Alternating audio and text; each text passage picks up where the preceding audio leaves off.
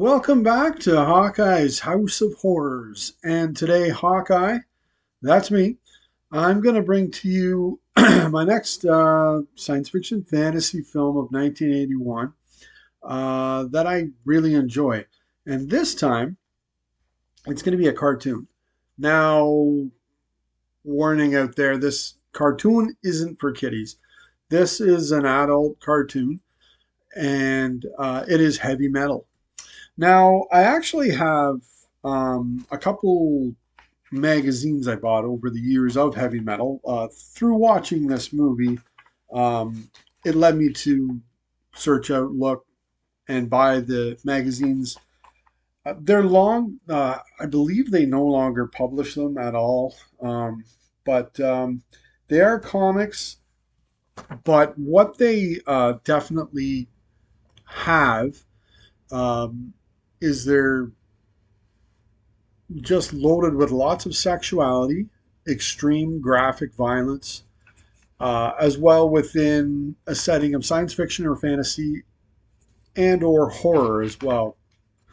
Now, this magazine was first published back in 1977 by Matty Simmons. He also had published National Lampoon's magazine, which was much more humor comic. They then went on to produce certain films. Matty Simmons himself produced these films as Animal House and Vacation. I believe he may have produced the first three of those films with Chevy Chase. He published it until 1990, and then Kevin Eastman, who would be known from the comic Teenage Mutant Ninja Turtles, was a big fan of the comic growing up, and he bought the comic for $500,000 and began publishing it himself. Now, this magazine went on to influence other projects or other films. One that comes to mind, and I believe like Ridley Scott even said it himself, it went on to influence Blade Runner. The look of that film, like to me, is totally straight out of a heavy metal magazine. Um, Now, the magazine itself, like some of the artwork in it is amazing. Um, Now, one question: does the artwork translate well over to the film? Personally, I would say no, not really, but it's not horrible or bad. Now, is this film sexist? Yes. Is it perverted? Mm-hmm. Uh, is it a great movie for horny 15-year-old boys? You betcha. Well, Hawkeye, why is this on your list? Hopefully, I can share with you some things as to why this is a pretty good movie. Why I really enjoy this film. You really need to look past the animated big yams here. Now, this film was produced by Ivan Reitman. He had done Animal House along with Matty Simmons. He went on to direct, for example, Ghostbusters as well. He got a deal with Columbia Pictures to make this film based upon the magazine Heavy Metal. I'm going to need to really first get into the story of the film. The story revolves around a green orb that is evil, voiced by Percy Rodriguez, who I remember, and he may have been the best at it to me because of his absolutely distinctive voice. He used to voice over trailers in the 80s, likely the 70s and 90s as well. But he definitely voiced some big time trailers back in the day. But this green orb tells these stories to this little girl, maybe 10 or 11 years old, um, about the chaos it brings and the evil it has brought within life. Um, Now, it was directed because each story had a different director. The whole project was directed by a number of people. Uh, that they were John Bruno, John Halas, Julian Harris, Jimmy T.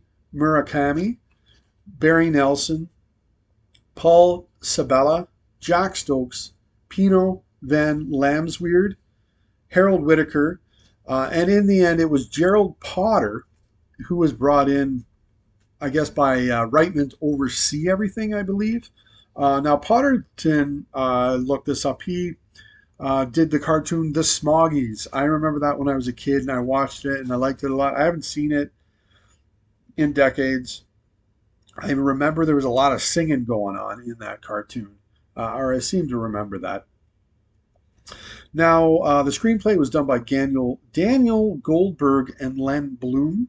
Uh, Both of them were writers for Meatballs and Stripes, both with Bill Murray. And I believe Meatballs was produced by Ivan Reitman, and Stripes was directed by Ivan Reitman as well. Now, it's also based on stories beyond these two, as well as Dan O'Bannon, who was one of the writers for Alien. He also did Return of the Living Dead, one of my favorite zombie movies of all time. Richard Corbin, Bernie Wrightson, who was a co-creator of The Swamp Thing, Angus McKee as well, and then characters within the final story, Terna, which was by Goldberg and Bloom, were based on characters by Jean Giroux as well. Now, whew, there's a lot of people involved there, directing, writing, bringing this all together. I know each story as well was made at a separate animation house as well, or an animation studio. They were all sent out to be worked on all at the same time, or it would have been a lot more time consuming, I believe, in order to get this project completed.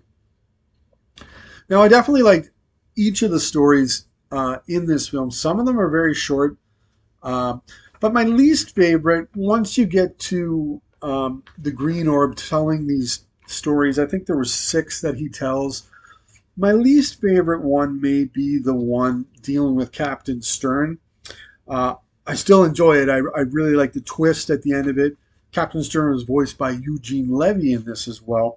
Um, but my favorite may be, and it's definitely set up this way, it may be the final story, Terna. It seems like a story I would be reading right from the pages of Heavy Metal. I mean, they all, I believe, were in Heavy Metal, but this one, it's really got that feel. And personally, I think it may have the best animation.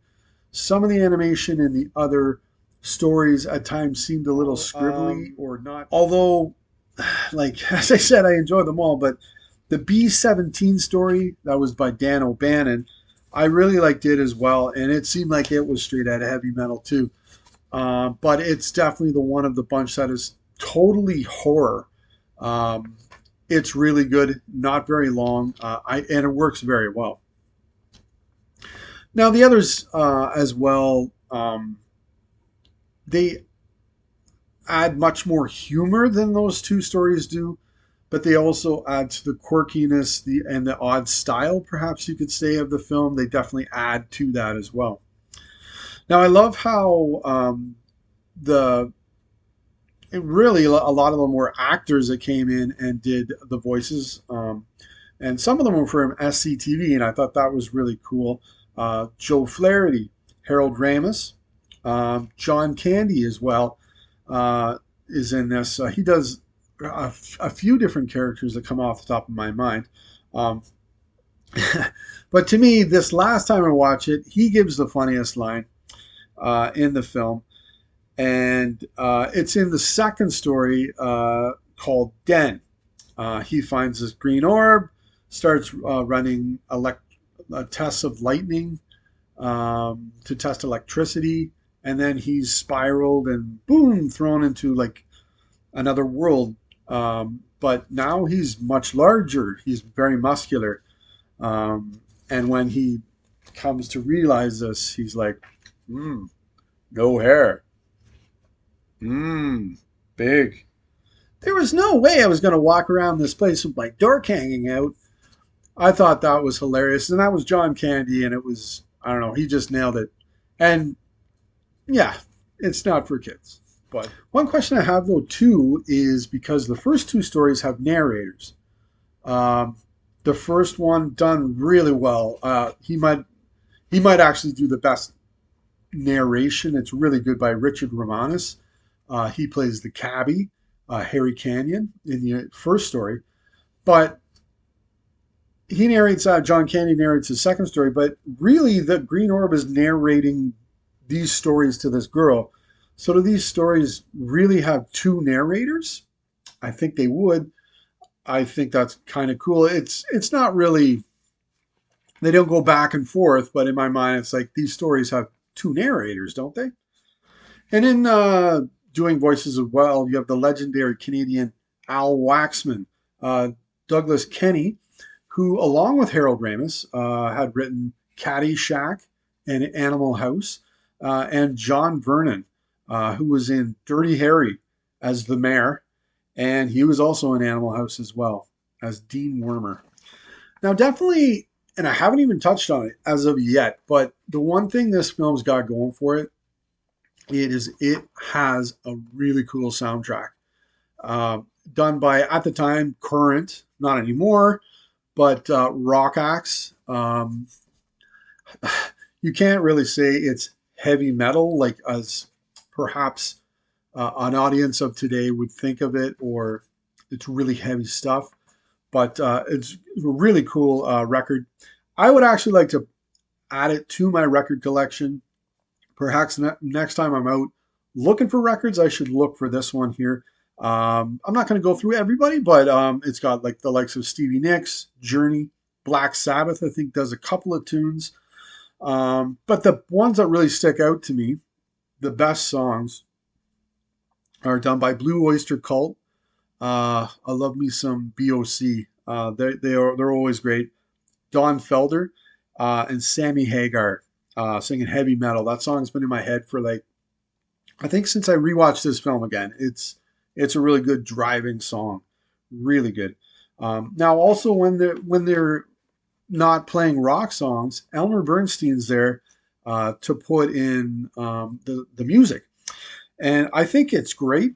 And I feel that unfortunately it's sadly kind of overshadowed to some audience members by the great rock acts that play. But it works really well, and it kind of is a wonderful marriage between his music and the music of the rock acts, and I really enjoyed it. Um, I did pick up in the Terna story. I think it was because of the particular instrument he's playing, and I believe this was the first time it was ever played or heard in a movie. Uh, the music he's playing, it almost comes across as a little bit Ghostbusters like. Now, definitely because of the music, the film had been removed from circulation on home video due to the music licensing in the film and how difficult it was to get that all worked out. I think it was in the mid 90s, it was released on home video. This came out in 1981. And they were planning on actually doing a remake of the film.